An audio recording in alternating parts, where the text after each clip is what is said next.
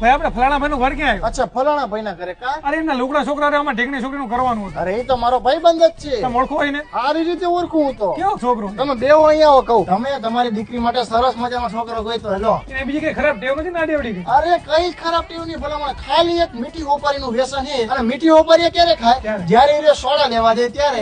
અને સોડા લેવા ક્યારે જાય? ક્યારે છે? જ્યારે દારૂ પીવાનો પ્રોગ્રામ હોય ને તારે. દારૂ પીવે? દારૂ ત્યારે જ પીવે જ્યારે એ જુગારમાં પૈસા હારી ગયો હોય ને ત્યારે.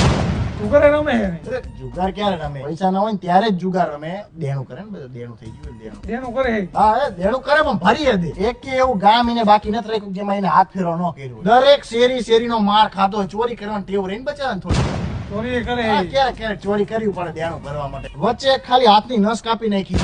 નસ કાપી નાખી હતી. કાં વળી શું થયું? એને કોલેજમાં છોકરી ગમતી હતી ને તેને ના પાડી હતી, તેને નસ કાપી નાખી. આમ જો છોકરો હારો હો. આવો થતો ને દીવાલ લઈને કઈ નહીં મળે તમને.